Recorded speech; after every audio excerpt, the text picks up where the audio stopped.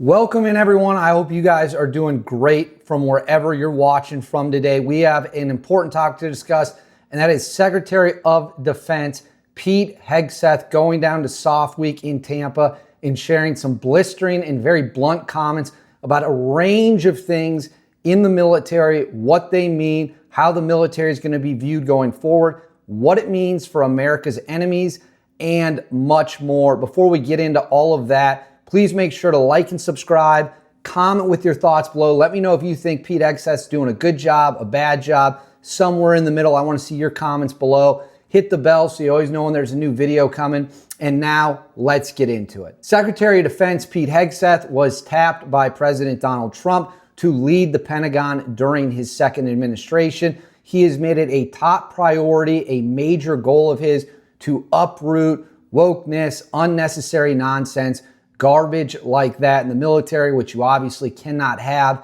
if you want to win wars, right?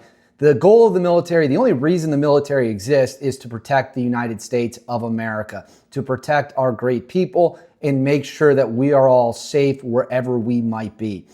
That's what the military does. That's its job. Its job is to take out threats to the country. Pete Hegseth, of course, has had some few bumps along the way since becoming Secretary of Defense. There was the obvious Signalgate issue, some more back and forth with the press. But overall, recruiting is up, morale is high. It seems like the military is certainly trending in the right direction. Pete Hegseth went down to Soft Week in Tampa, which is the Special Operations Force Week. It is a huge event. If you've ever been, let me know what your experiences was like at Soft Week in Tampa. I've never been, but essentially all the different special operations units and branches come together. There's gear, there's exercises. It's just a really cool opportunity to showcase America's skill at our special operations level. Hegseth went down there on Tuesday morning. I'm filming this May 6th, shortly after his speech, and he shared a variety of different thoughts that I think are definitely worth sharing with you guys. Let's go ahead and start now with what I think is maybe the most important one, and that is a message to America's enemies and anyone who might think the United States is weak. Let's go ahead and roll that clip right now. After a disastrous retreat from Afghanistan, which we are still investigating and will get completely to the bottom of, especially DOD's role, after what happened in October 7th in Israel, after the war that was unleashed in Ukraine, the world saw what it, after a friggin' spy balloon flew over our country for a week. The world saw what it believed was a feckless America. Not anymore.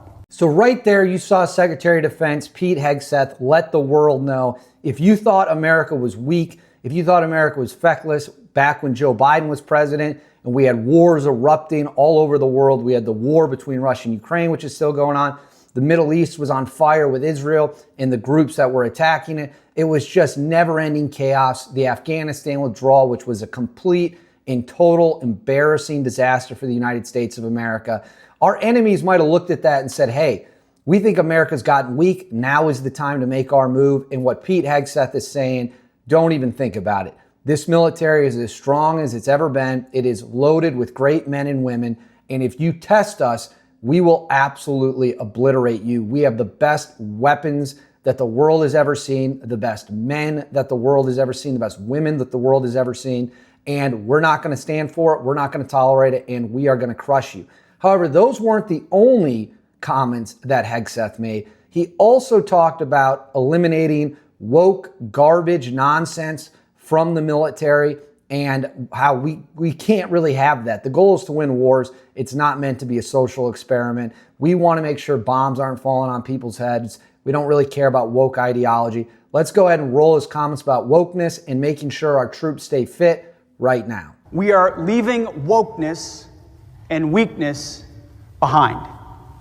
No more pronouns, no more climate change obsession, no more emergency vaccine mandates, no more dudes in dresses. We're done with that shit.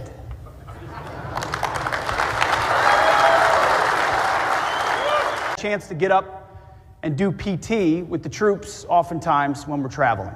And some people think it's a novelty.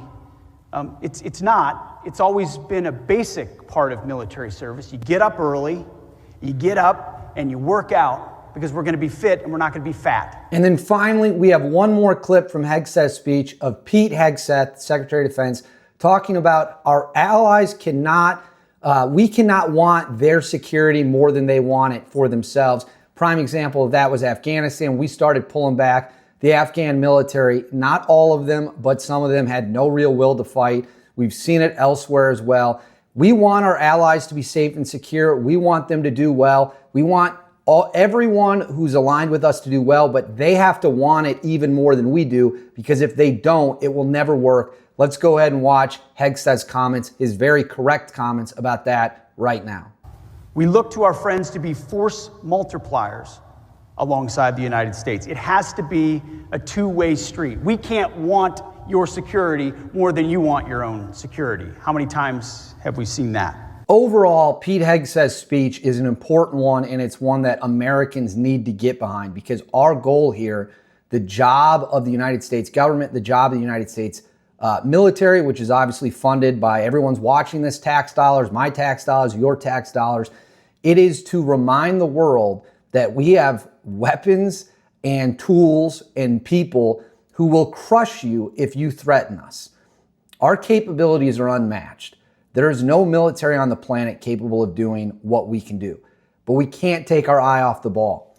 Once the United States government and military, and we've seen this before and it's terrible, once they start focusing on woke BS, once they start focusing on things that separate us instead of bring us together, it is a recipe for absolute disaster.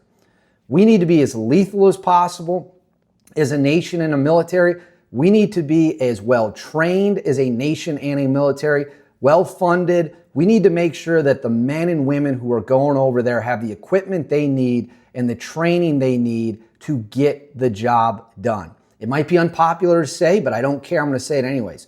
The military's job is to put warheads on foreheads. I was never in the military, and even I know that. A fifth grader walking around knows that. Their job is to make sure if there's an enemy, they are destroyed, and they are destroyed as quickly as possible and with overwhelming force, so that everyone watching knows that if you test the United States, that is your fate. And unfortunately, not just in the military, but in many other institutions, we have allowed woke garbage, distractions to infect what is happening. No more. We have serious threats in this world that the United States faces. China.